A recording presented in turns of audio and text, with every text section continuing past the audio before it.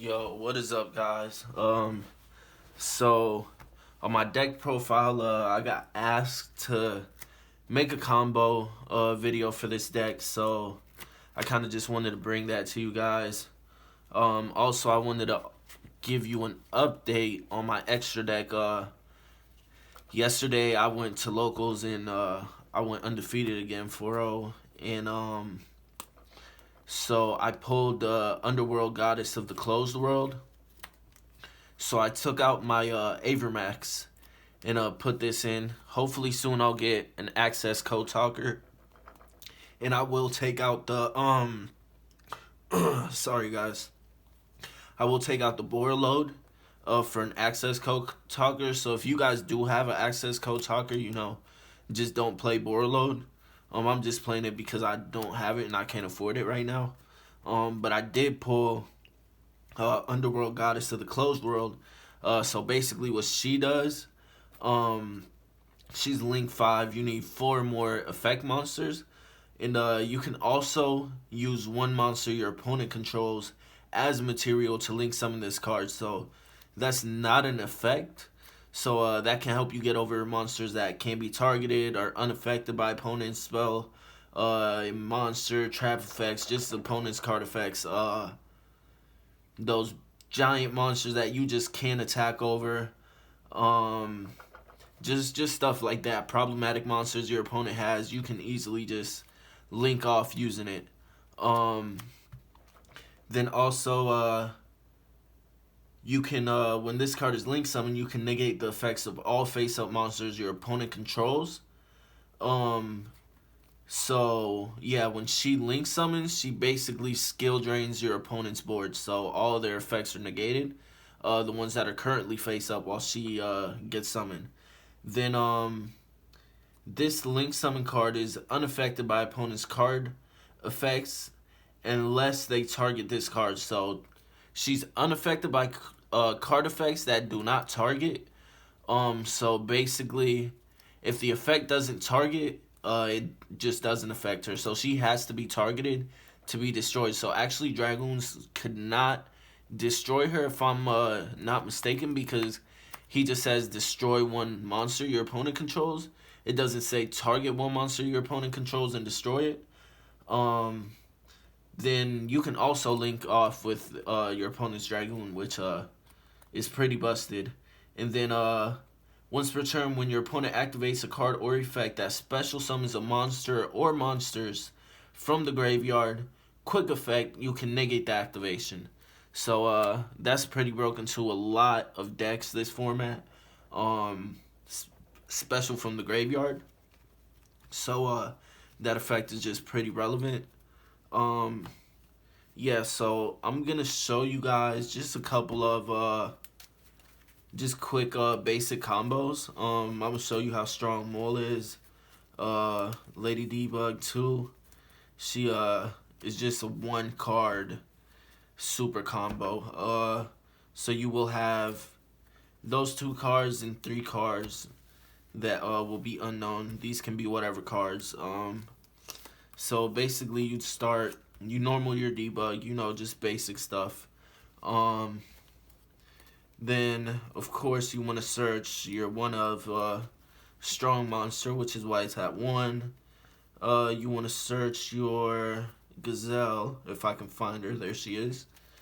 So you search your Gazelle. Then you want to link off your Lady Debug into a Balinx.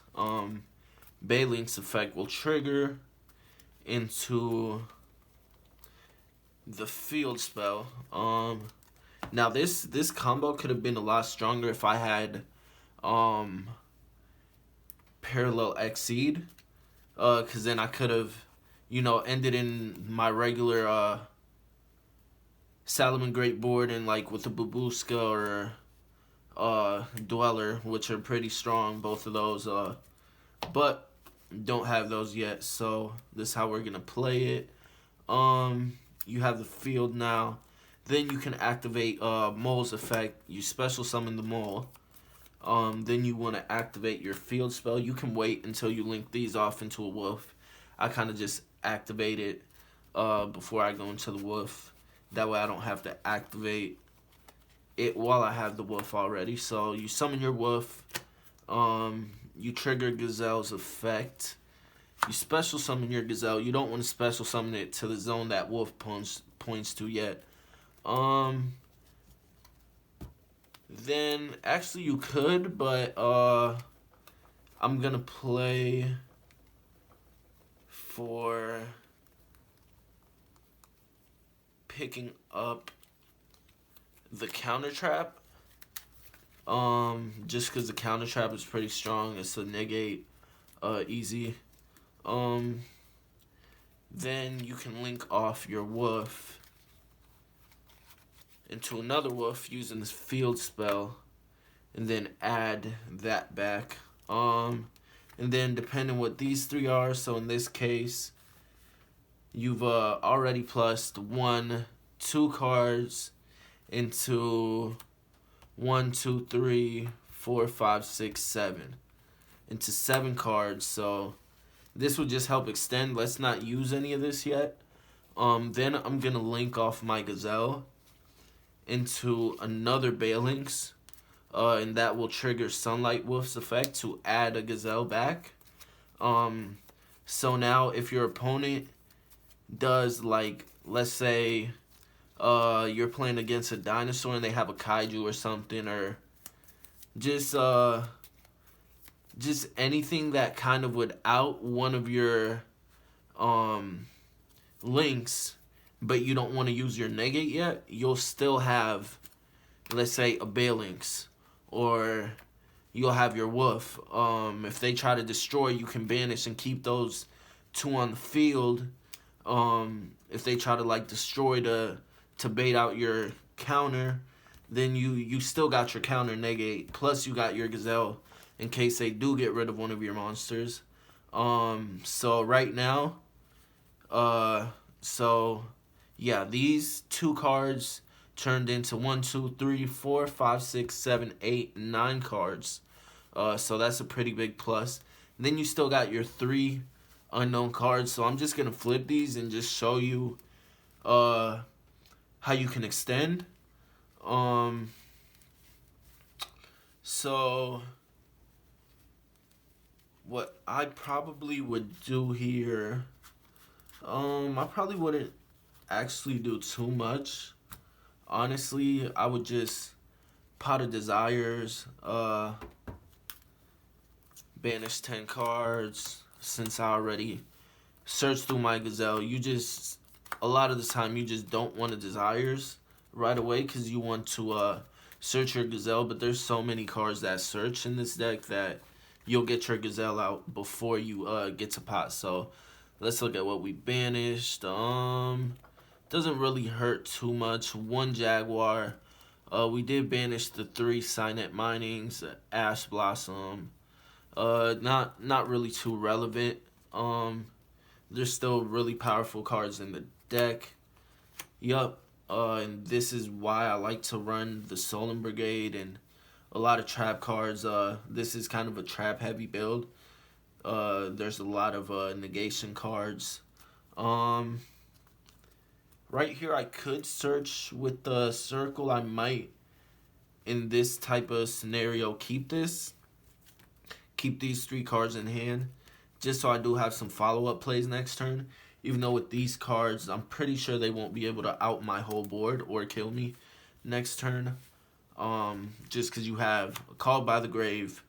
A lot of cards and effects are either they're sent to the grave by cost to activate, or they activate from the graveyard. So Called by the Grave is just really broken right now. They should bring this back to 3. But even though I understand why it's at 1, because it's just a busted card. I got a Solemn Strike, and I have a Roar right here. Yeah, that's pretty good. Yeah, so that's it for this combo. And you still have three cards in hand. You know, didn't really matter too much what those other cards were. I just flipped them up to show you, you know, how powerful the other cards in the deck are. And just with 2 cards, how you can combo off with 2, and then you still have 3 cards that could be anything in your deck, and you would still be in a pretty good position. Cause next turn, all I have to do is just will revive something, um, just do all those shenanigans, get my search off circle, then I'd be able to special my Gazelle, probably send another Jaguar and just go for an OTK that turn. Plus, I'd be able to recover my Roar next turn, and have another negate in their turn. It's really, really good deck. You can out-resource your opponent easily. Let's go into another combo. Again, if I had the Parallel X Seeds, like, this would just be super more busted. Like, I could have ended with the rank 4 as well. Yeah, so let's see.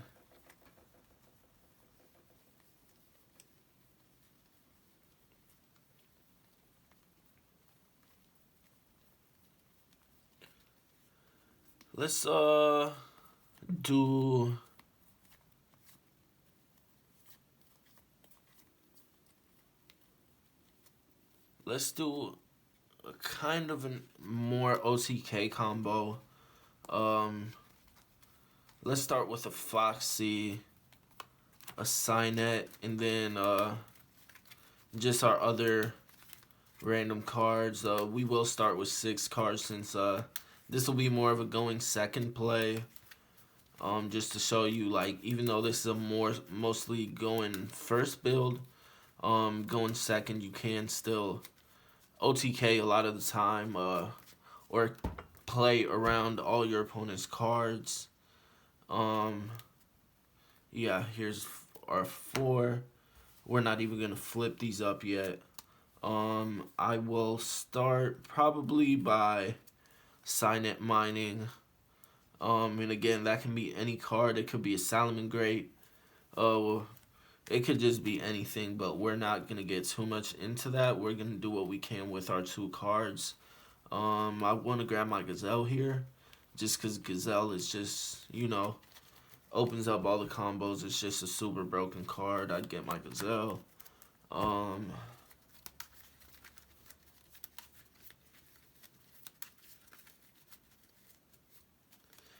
Then this could be a way better if we knew what these cards were, because if we had a salamangreat monster, we could just super overextend with the Foxy. You'll see why. I'll normal summon and not use its effect. Then I will go for a Balinx. Then with Balinx, I will search the field and I will trigger my Gazelle off. I'll add my field spell.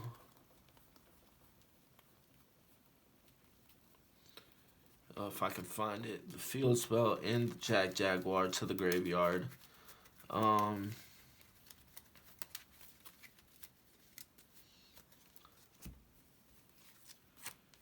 Then I will activate my field, link here into a wolf. Then let's see. I'll go into another wolf, even though I don't have something to add back. I still have 3 random cards here. This is another random card, but we're not gonna go off of those. Then I will activate my Jaguar's effect. Again, this would be a lot better if we knew what we had, but we're just gonna go off of this. I'm gonna summon the Jaguar and add back the Gazelle. Then with the Gazelle, I'm gonna send my Foxy to the, with my Foxy, I'm going to send the Gazelle to the graveyard, special summon out the Foxy. I'm going to go into my update jammer. Then with this, I'll link off into my transcode talker. Now this is where access code talker would just be super busted. But unfortunately I don't have it. But I will revive my update jammer, Transcode Talker can attack twice. So, you know, more than likely, you'll have more monsters in hand, and you can do a lot more. Right now, I think there is 40. No, that's 56 damage. 70. Yeah, this is in total 8,100 damage right here. Cause with Transcode Talker's effect, you can attack. I mean, they both gain 500 attack, and they can be targeted by an opponent's card effect. So they do 1,000 extra damage. So the 23 is a 28 twice. That's 40. No, that is 56 damage plus 25 damage. That's 81. So that is 8,100 damage for an OTK. Then let's just flip up these other cards that we had just to see what we could have done. Okay, and as you see, just broken cards. We probably could have extended out with this and probably dropped something else on board as well. To probably like a Nightmare Phoenix or something, clear out the board a little bit more. Let's see what we could have gotten if we desired. 1, 2, 3, 4, 5, 6, 7, 8, 9, 10. Yeah, those banishes don't really hurt too much. Let's draw 2 cards from the desires. Okay, so yeah, I guess if we didn't OTK this turn, we still would have been in a pretty good position. We have a negate here, and we have an Ash Blossom. We just put about 81 just off those 2 cards, 81 damage on the board. And if we would have known what our other cards were, we probably could have cleared something out with this. Probably drawn another card if it was co-linked, but I probably wouldn't have co-linked it yet. I would have tried to get out of back row first. But yeah, that's 81 damage total, plus the Phoenix would have been, I think, 10,000. So that's just off of 2 cards. The Foxy and the Signet Mining and whatever else is in your hand, but we played it without, you know, what was in our hand. That's just a easy way to push out an OTK with my build. If you had a Access Code Talker, you know, obviously you would have been able to put 10,600 damage on the board, and you could have destroyed their board, because we had, yeah, we would have had 4 links up in graves, so we could have destroyed 4 cards, and our opponent couldn't have responded. So that just kind of shows how powerful it is. I could have even, if my opponent had something problematic, I could have even went into the Underworld Goddess and just kind of gotten rid of their problematic monster, and maybe even had the Underworld Goddess be able to attack twice. Those are just like 2 basic combos. Yeah, whenever you see cards like those in your hand starting off, more than likely you're gonna win that duel. No sweat. This deck also just, there's so many follow-up plays that you can get ashed or something. Even sometimes you can get Nibiru and you can still keep playing. Depending on, you know, what combination of cards you have. Sometimes you do get Nibiru and you just gotta pass, but you'll still have that back row to just stop your opponent from playing, and then you'll have all your resources in your graveyard, because they're probably gonna let you combo off and fill your graveyard up before they Nibiru. So, you know, you sometimes gotta play it safe around Nibiru if you don't have that many plays to follow up with. But if you do have the parallel exceeds and you want to run salamangreat, I would suggest picking up Trap Tricks, Rafflesia, in a Gravedigger's Trap Hole. Just cause it's like it's basically a 2 card combo with that.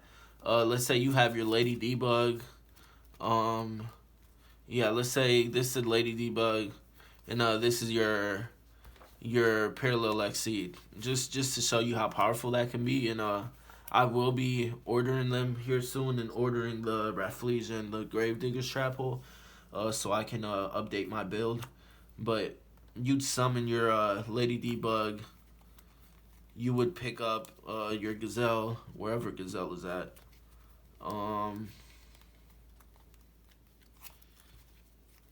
Gazelle, where you at? There's my Gazelle. Okay. Yeah. Then you would link up into your Balinks, just the regular salamangreat combo. You would add your field, then you could trigger your Parallel Exceed. So this is gonna be the proxy Parallel Exceed for right now, just so I can show you how powerful that would be, and how it can help you play around Nibiru. Let me see, where's my field? Oh, it was in hand over here. So, okay, there's the field. Then you're gonna summon there. You're gonna bring out the other Parallel Exceed. They're both gonna be level 4s. So you would just overlay them right away. That's only 1, 2, 3, 4. So you're at 4. Your opponent can't actually Nibiru you at this point. So yeah, you would overlay. Yeah, and let's say this is the Rafflesia. I just don't have the cards yet, guys, but I do plan on getting there. The deck is still very strong without them, but I just feel like those cards would take it to the next level. Yeah, so you would summon your Rafflesia there. Now at this point, you're just free to play. You have, I think, 3 other cards in hand as well. Plus you have your field and your Gazelle, so you guys already know how busted that is. You can just do your full combo right here. You have your Rafflesia in your Gravedigger's Trap Hole. So if your opponent does have the Nibiru, you can chain the Rafflesia, send the Gravedigger's Trap Hole. It'll negate that effect. Keep their Nibiru in hand, so they would just have a dead Nibiru, because now you know that it's there. You're not going to play into it on your next turn. So they just have a dead card in hand. And I also, on my online build, with the Rafflesia and all that, those shenanigans, I do like to play Time Space Trap Hole, just because there's a lot of decks that are summoning from the hand in the extra deck right now. And it doesn't destroy the monster. So it doesn't let the monsters float. It doesn't banish it. So a lot of stuff, even if it gets banished, they get an effect like virtuals. What it actually does is when your opponent special summons a monster from the extra deck or the hand, a monster or monsters, you can shuffle them back into the deck, and you lose 1,000. So you're basically paying 1,000 to shuffle those monsters or monster that your opponent special summoned from the hand or graveyard back into the deck. So if you were to use your Gravedigger's Trap Hole in your turn when your opponent activates the Nibiru, you'd still have the Time Space Trap Hole for your opponent's turn, because they're probably going to think your Rafflesia's dead now, and just go all out. Even though they probably won't, because you're going to have a Rage or a Roar at the end of this turn in your back row for sure. That's without counting, you could have drawn a hand trap, you could have drawn your counter traps, infinite impermanence, called by the grave, just anything. Because you still do have 3 cards left over in this hand. But, yeah, if they do Nibiru you, your Rafflesia is still not going to be dead after you negate Nibiru during their turn. You can sack them with the Time Space Trap Hole, because Time Space Trap Hole does affect most decks nowadays. And, yeah, you're just going to sack them because most people don't really expect that. That was just kind of like one of my tech cards for Rafflesia. I know people only just run her for the Gravedigger's Trap Hole. I haven't really seen anybody run a second Trap Hole target, and I especially haven't seen anybody using Time Space Trap Hole. But that's just a card that I remember from Pendulum format. Um, it was just a nasty card. You were able to shuffle your opponent's whole Pendulum summon back into the deck, which was just super busted back then. I kind of just remembered about that Trap Hole card when I found out about the Rafflesia combo for the Gravedigger's Trap Hole. I was like, well, why not play a second Trap Hole target? So if you do your Gravedigger's Trap Hole to stop their Nibiru, you can still have a live Rafflesia in their turn, which they're not going to expect. So they're more than likely going to play into that Time-Space Trap Hole because they don't really expect the Time-Space Trap Hole. Yeah. So that's just pretty broken to me. If you guys do have the Parallel X Seeds, find some space, put them in there. I will have an updated profile when I do get the Parallel X Seeds and the Rafflesia and the Gravediggers and the Time Space Trap Hole. So do keep an eye out on that. If you guys have this card, put it in the deck. If you've pulled it, if not, I'm pretty sure somebody at your locals does have this card. You might as well go ahead and grab it because this card is going to be crazy insane in this upcoming format. It's just this card is going to fucking change Yu-Gi-Oh! I feel like. Just being able to link with one of your opponent's monster without starting a chain. So it's not like the Unchains where they actually have to activate their effect and they'd be affecting your monster by an effect if they try to use your monster. No. This card is just plain and simple. You link summon and you can use one of your opponent's cards. So you don't start a chain. You don't affect them by effects. You don't target. None of that. Plus you get to skill drain their board when it touches the board. So that's just crazy. Just a crazy card right there. And also, since this Link Summon card is unaffected by your opponent's activated effects, let's say you were to summon her and you try to skill drain and they try to negate that skill drain effect, she's unaffected unless it actually the card targets her and to negate the effect. So more than likely 9 times out of 10 you're gonna get that skill drain effect off as well. So yeah, this card is just super busted. If you guys don't have it yet, go pick that card up. Just go pick it up. It's a good investment. I feel like that card will go up. Right now it's sitting at about $30. I got lucky. I pulled it with my prize booster packs. But yeah, you guys should just go pick that up. Even if you're not running salamangreats, it's just, I feel like this will be a staple in the future. It will be a staple, I feel like. Because it's just so broken, honestly. Yeah. That's it for the video though, guys. I know I just showed you guys like about 3 combos. But most of the combos are pretty straightforward with the deck. 9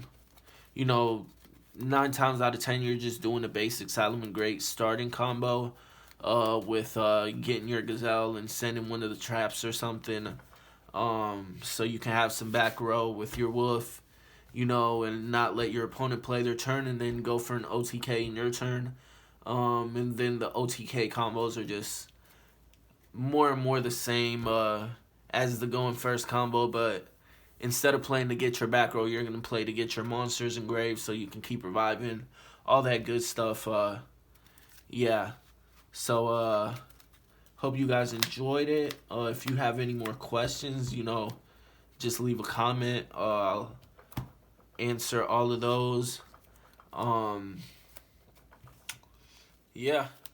Hope you guys enjoyed. Hope anybody that has built the deck really likes the deck. It's pretty consistent. Um, I mean, out of all the tournaments I played in with it and playing online, I probably brick like 2 out of 10 games, which is really not bad. Sometimes even 3 out of 10, but the majority of the time you're not breaking, and you have some pretty strong power plays, and pretty strong opening turns, and basically don't let your opponent play. Like I have done full salamangreat combo before, ended with 4 back rows, and just my opponent was just overwhelmed. They could not even play Yu-Gi-Oh, and then I just go to OTK them in the next turn. Um, so yeah, that's basically like the combos for the deck. There's obviously more combos, but they're all like really basic and linear. I feel like, in my opinion, it's like not too complicated. It's a really easy deck to learn, and you guys will have fun too. Especially since you'll be destroying a lot of meta decks using a non-meta deck. So that's always fun. It's good to play a rogue deck and have good results. You know, and the deck is pretty budget, so it just makes you feel good. Being able to keep up with the meta without actually having to pay for the meta. So yeah, hope you guys enjoy. I will be releasing more content soon. I'm working on a couple of dueling book series right now with one of my close friends. I will bring more deck profiles to you guys. I am currently building two decks that I will bring the profile to you guys. But I will not tell you what it is yet. But yeah, I hope you guys enjoy. Like and subscribe. You know, let me know something in the comments what you guys want to see next. Any questions you have about the deck still. And more than likely I'll get back to you really fast. Yeah, I'm a pretty fast responder right now just because the channel isn't so big. So you guys can always reach me easily. I think I dropped my Instagram in the last video.